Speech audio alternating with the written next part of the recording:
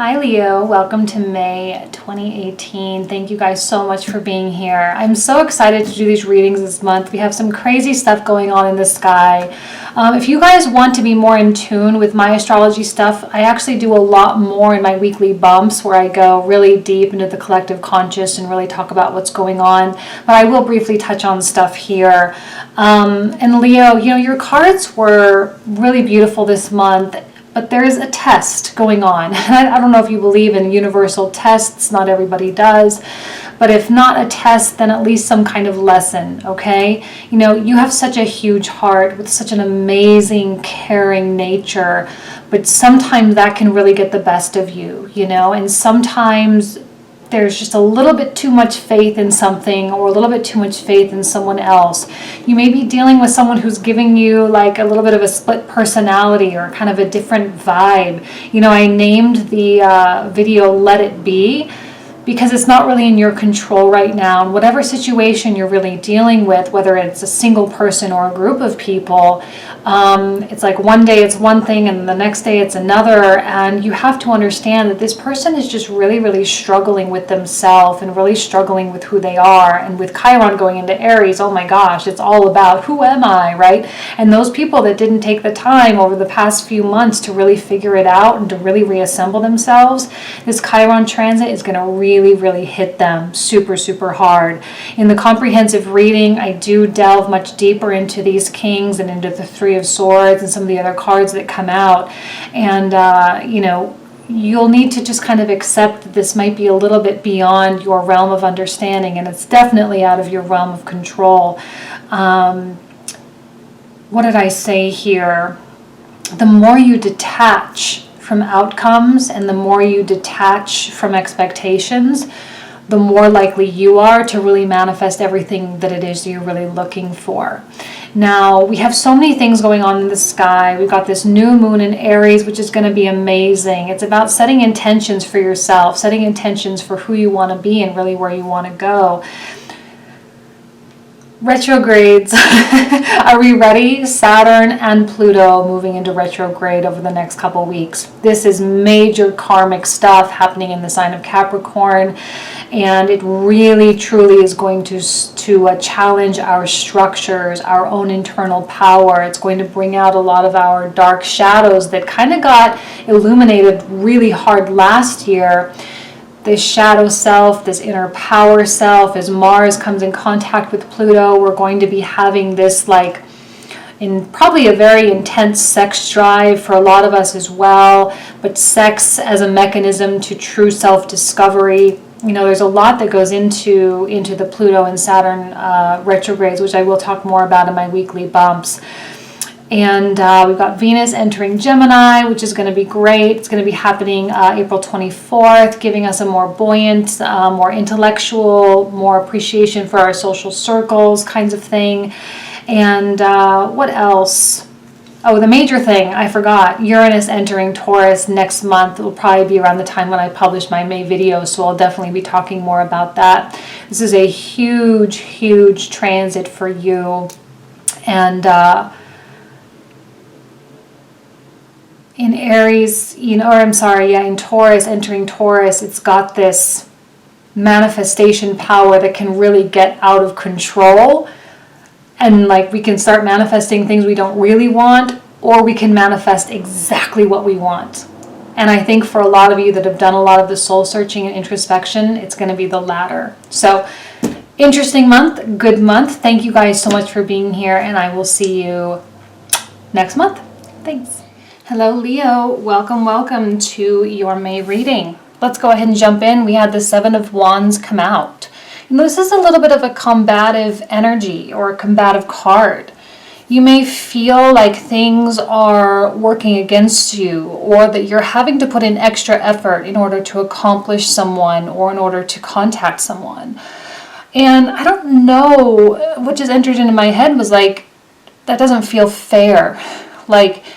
You're being put in a position of having to do the work, or the position of having to put forth the effort, but the other person isn't really meeting you halfway, or the other people or the situation. It's like you're the one always going to them. And I don't know that you are super happy about that, you know? Seven of Wands can be great, you know, because it does indicate a will or a desire to accomplish something or to have something. But when you're the only one doing it, sometimes it can be a little bit frustrating. And sometimes it can be like we can get to that point of throwing our hands up in the air and being like, well, if you're not going to do it, then why should I, you know, kind of thing. There could be an instance where there are a lot of people, you know, really trying to tell you what to do as well, trying to tell you what to do, how to do it. And that can be annoying too, you know, because you might just want to do it your own way and you feel like you're being backed into this corner or feeling quite defensive about something. And you don't feel like you should have to be defensive about something that you just really want to do. King of Pentacles, I feel is you, right, when it first came out, but it could represent someone else. But there is a stick-to-itiveness here with that King of Pentacles. Like you can't really bend or sway this particular king to do something that it doesn't really want to do. And the King of Pentacles is very, very good when it comes to accomplishing things, but it can have a very slow and steady pace. There may be a difference happening here between your rate of wanting to get something done and someone else's rate of wanting to get something done. And you may be kind of battling this sort of stick in the mud energy a little bit. And this could be a boss, it could be a significant other, it could be a friend or a parent or something. Or it could even be you, right? And this kind of represents your willingness to just continue and keep going forward. King of Pentacles can be a little bit indulgent and sometimes can even work against other people just for the simple pleasure of no one can make me do what I don't want to do sometimes, you know? And I kind of feel it's like the donkey that sits down, you know, that wants to just stop walking. And you can sit there and try to pull that donkey forward, but it ain't budging, you know, kind of thing. Or the camel that just sits down is like, screw this kind of thing. Now, I don't think this person is meaning to actively work against you because it is in an upright position. So I think that their desires and their intentions are good, okay? So it's not like they're trying to annoy you or trying to put you in this antagonistic place, but they just are, you know, and it can be annoying. Let's see what else.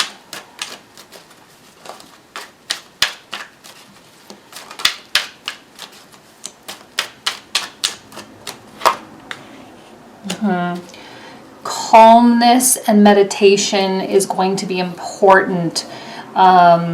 Important not only for your own sanity, but important for the situation because this can actually get quite heated if you're not careful, you know, like because it can get so annoying and so agitated. Four of Swords is like take a break, take a beat, take a moment to just kind of chill out. Analyze your irritation or this kind of Seven of Wands combativeness. Analyze the way it's making you feel. That is a function of your ego, right? There's probably a higher level way of going about doing something. I feel as though this is like someone who is determined to really be in the trenches and determined to really get their hands dirty. And for the most part, I think that's a good energy to have. But in this particular circumstance, it might not be the best way to do it, right? Maybe there is an easier way. You know, maybe you can go above or below the situation. You don't have to go through it. Does that make sense? Hopefully I'm being clear. I know I'm not the best with my articulation here. Okay, so we've got the Page of Wands coming out reversed. And what else came out? Oh, the King of Swords reversed. Yeah, so there's definitely a difference in opinion going on here. Battle of the Kings, right? And this could be two versions of yourself. It could be you versus another person. It could be two versions of another person or two people, right? So it could go multiple different ways depending on your story. As soon as it came out, though, I was like, this is the same person and this is kind of a dual version of the same person. We have the front person that they're putting out there, and then we have the internal person. And I think the internal person, whether it's you or them, is not like, this is a malicious because it's in the reversal, right? It can be antagonistic, and it can be the person that, oh, I'm sorry, my blinds, the sun just came out, hold on. Better, hopefully. Normally I like the natural sunlight, but with my room the way it is, it's just a little bit too bright. But this is the person that could like be a little bit narcissistic, right? And the person that could be unavailable and unattached, but in a spiteful kind of way. Here they are doing all the duty things, doing all the things that they're supposed to do. And on the inside, they're like, I don't care if that person really cares. I don't care if it's important to them. It's not really that important to me. So I'm just going to maybe tell them that I'm going to do something, but that I'm not really going to do it.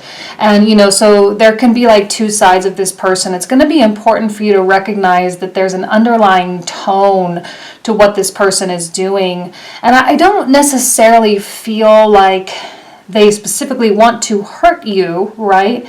It's just they seem to be very divided internally, that they are very unsure of what they ultimately want, and they're trying to delay or stall as much as possible, but you're like really not handling the stalling very well. The Page of Wands coming out reversed tells me that it's not necessarily the best time to really set expectations for yourself. It's not the best time to project expectations onto them either. You may have to just leave this situation alone and abandon this particular situation and focus solely on the things that are within your control. Focus on your projects, focus on a new relationship, focus on something that is more promising. I'm not trying to project negativity here. It's just that I'm really not getting a good vibe here. We do have Saturn and Pluto starting to go retrograde in Capricorn, guys. Like, this is a karmic situation that's going on, and it's going to affect a lot of people in a lot of different ways. And if you are in fact dealing with a Capricorn, because we have an earth quality here, Capricorn, Virgo, or Taurus are all going to be really affected by these retrogrades, because they have that trining positioned with their sun, and also possibly their natal Mercury as well. And so, man, these big, major, huge influence planets going backwards in the sky, it's going to really slow things down for a lot of people. You may or may not feel that as much, right? Because you're not necessarily in, well, you do have aspects, but it's not like a major aspect, right? So they are going through something, and you're not necessarily going through that. I'm not saying, it's just something you can't really force. You can't push your way through it. So move forward onto something else. There's no need to really dwell. Make peace with what's going on. Make peace that you don't have control. Make peace with the fact that these people or this person is, I would say they're struggling and they don't know who they are. And that's unfortunate, because of all the stuff that we've had going on in our lives, all of us. They're going to really struggle with these retrogrades, and that's like going to be a few months, out of the year that are just, okay, go struggle with being who you are, go struggle with figuring out who you are, go struggle with what you want, and I'll be over here doing my own thing in the meantime. Yeah, and I remember this came out for you last month too. It's the necessary evil. It's the necessary loss. Yes, is it disappointing? Of course. Of course it is, because I think there were a lot of high hopes here for this particular situation, and I think you really wanted to take it further. You really wanted so much more, and I think you definitely saw a lot of potential here, and your potential, like the idea of the potential, is like really getting turned upside down, and there is a significant level of disappointment. Like, oh man, like, how could this person not see the way I see? How could they not want what I want? Because, like, and Leo is a perfect sign for a power couple, type of thing. If speaks to you romantically, or a powerhouse partnership, right? Leo is a great match for that type of connection because you have the charisma and the beauty and the intelligence and the self-expression and the ability to create. And then even these two qualities here, especially the King of Coins, is like the one that can actually make all of your dreams and your big picture ideas into a reality. And this could speak in so many different ways. It could speak in terms of being philanthropists and being major players in your community. It could speak in terms of wealth and being very successful in the financial community. It could speak in terms of just socialness, that's not even a word, but hopefully you understand what I'm saying. I'm sure you do. I know I'm feeling jumbly today at this moment in time, so sorry you're getting the brunt of that. But it's something that just has to be let go. And to be honest, with Chiron moving into Aries in the next couple of days, is it today? I think it's the 17th that it's happening, actually. Chiron moving into Aries, look out. Look out, because people are really, really going to be challenged. And Leo, I feel like because you are Leo and your sign represents self-expression, right, and the ego, I feel like you have a better handle on who you are than most people, just because of the nature of that particular archetype that you just happen to be born under. And you have a better handle on it, so you could probably get frustrated when people are like, oh, who am I? And you're like, that's stupid. What are you talking about? What do you mean you don't know who you are? Compassion is going to be needed, although I think you're not going to want to be compassionate toward this person or these people. You're not going to want to be compassionate because you see that they are kings and you see what they're capable of and they're not living up to their abilities, and it's like, it just is so irritating, What else came out here? Let's see. 5 of Pentacles and the Queen of Swords reversed. They are turning you upside down. I think this is you. I feel like it's you because of the sword aspect here, and it's kind of like the match, so to speak, for the King of Swords. And the fact that you're connecting, so we've got sword, sword, sword, sword, kind of diamond shaping the reading. Their upside downness is turning you upside down, and that's not fair. That's not a fair situation because you don't really need to be upside down. Please be careful as to how much you invest into this situation, because I don't think you're going to be happy with your return on investment with the 5 of Pentacles here. Please be super, super cognizant of their internal nonsense that you just don't understand, and the harder you try to understand it, the more you're not going to understand it. You have to just let it be. That's why this 4 of Swords is coming out at the pinnacle placement here at the top center. It's kind of crowning the reading because you need to be aware of your level of acceptance without understanding. See, the sword is even going directly toward this energy. Acceptance without understanding. You're not going to understand it. This person may make you feel rejected, and yes, that is going to hurt. And yes, that is going to just be such a bummer. Totally fine. I wouldn't worry about that too much. Sorry, let me turn this off. Okay, let's see what else.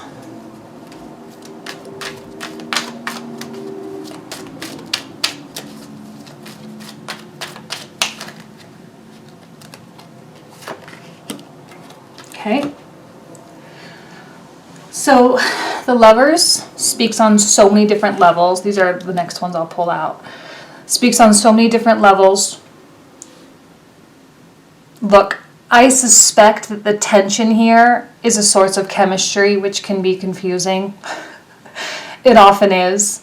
Weirdly, rejection and sadness and all of that can be like an aphrodisiac. I know that there's chemistry. I know that there's potential. I know it. Okay, I know there's passion or potential for passion. That's fine. The thing with the Lovers is, see, this is the card of Gemini, right? And Gemini represents our duality. It represents our light and our shadow. And it does represent logic and intelligence. And it does represent strategy and also technology as well. There are so many different angles that we could hit with this Lovers. It's like, this is probably one of the most complicated cards, in my opinion, in the tarot deck, because it speaks to so many different scenarios. The way I've been seeing it lately, however, has been more so about a path that is not yet taken, a path you haven't explored yet. And that path includes the unity between your internal masculine and feminine, okay? Your internal masculine and feminine coming together and working together, meaning your intuition and your logic coming together and guiding you forward, rather than being driven solely by emotion or solely by logic, right? Because I think logically this connection makes a lot of sense. And emotionally, yes, there's passion, but there's this huge disconnect between the two. It's usually like one or the other kind of thing. But the Lovers is indicating you need to come to that unity within yourself and not worry about another person's unity, because they're not in unity. They're not in unison, I guess we could say, rather. One is upright. There's a version of themselves that they are projecting out to the world, but on the inside, as like a direct reflection, they are very much battling their own shadow. They're King of Swords in the reversal. They are operating out of a great deal of fear, and they don't even know what they're afraid of. Like, if you were to come to this person and say, what are you afraid of? They'd be like, what on earth are you talking about? I'm not afraid of anything. I'm a grown-up person. I'm this, I'm that, I'm yada, yada, yada. And they would project out this huge ego. But on the inside, you intuitively could see this little child that's like so afraid to branch out. And I think this person probably is, as a King of Coins, right, probably has some level of material success or career success, or they are in some way doing well. And again, this could also be you guys, for some of you, although I do feel like you're the ones of the whole zodiac that I think are going to handle this Chiron coming into Aries a little bit better than most. Although there will be ups and downs for sure. It's not like it's going to be totally easy, but they're just really not going to have any idea what you're talking about. Yeah, so let's see what else comes out here. So we got 4 that fell out. Let me move these over.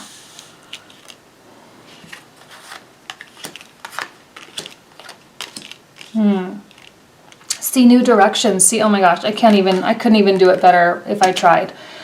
We have the cup, which represents the feminine, and we have the sword, which represents the masculine, coming out and coming together. And see this transformation, this transformative quality here with the Plutonian representation, Pluto being represented here by death.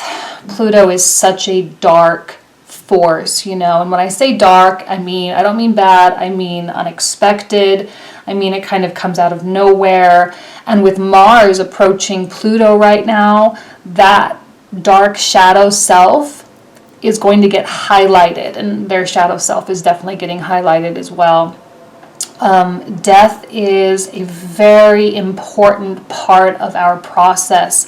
It's a part of our lessons that we are absolutely meant to accomplish, or meant to go through here on Earth in this physical incarnation, okay? Look at how capable you are. It's interesting, we're getting the coins and the swords, and they're equally upright and equally reversed. The masculine and the feminine, both being represented here, with the feminine earth and the masculine air. And I couldn't, again, like I said, I couldn't plan it better myself if I tried. Look, your manifestation power right now is very much based on how you handle what's going on and how capable you are of accepting something that you just don't understand. The sooner you accept, the sooner you can just, see, I feel like this Queen of Pentacles, she's the one that can plant seeds and watch her garden grow like that. There's not a lot of effort that really needs to go into manifesting things. And Leo, the Leos that I know, because I'm friends with a lot of Leos, I gotta say, Leo is one of the signs that I just have always gotten along with. I think that's my Libra ascending. It's just like we totally vibe, right? And it's very flexible. And my Virgo qualities, I relate well to, because I have my Venus in Leo in the 11th house. So with friends, of course, it makes sense that I'm friends with a lot of Leos. And there's something about you guys as a specific group that, like, man, you can make stuff happen. Like, I watch some of my Leo friends, and I'm like, holy cow, how on earth did you get that job? How on earth did you make that deal happen? You know, because when I was young, I was 19, I was in college and living in Orlando, Florida, and I was living with a Leo guy, and he essentially didn't really have a lot of work experience, right? As you know, he was born wealthy, he was always very well taken care of and all of that stuff. And when it was time to graduate, he was looking for jobs in New York because he was from New York City. And all of a sudden, he tells me that he is now the executive assistant to the CEO of Virgin Records. And I was like, what? Like, how on earth did you get that job? And I feel like that's the power of Leo. You know, you can make giant strides very, very quickly just being who you are. You know, now that's not going to apply to every Leo, I know. Yes, I'm stereotyping, but it's a good stereotype, so just accept it and just be like, yeah, I'm kick-ass, that's awesome.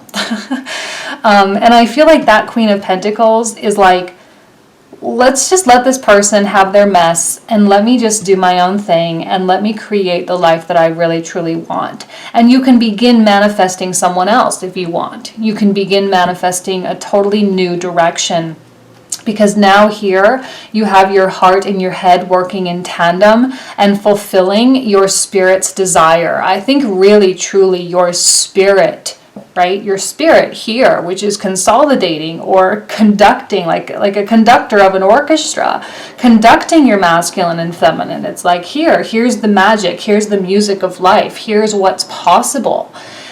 And then you just go do it. So, I mean, what a beautiful reading for you, Leo. I think don't worry so much about what the heck is going on over here. It's too much of an energy drain, and I don't want to see you utilizing energy on efforts that are totally futile, because you absolutely cannot control this, and you actually don't really have any influence here at all. As much as you might like to think, you don't. So let them do their thing, move forward, and work on your own new direction, okay? All right, for those of you who want to join me for the comprehensive reading, I hope to see you there. Lots to clarify for the comprehensive reading, all right? So there's a lot to go into. I wish you nothing but the best this month. Thank you guys so much. Take care.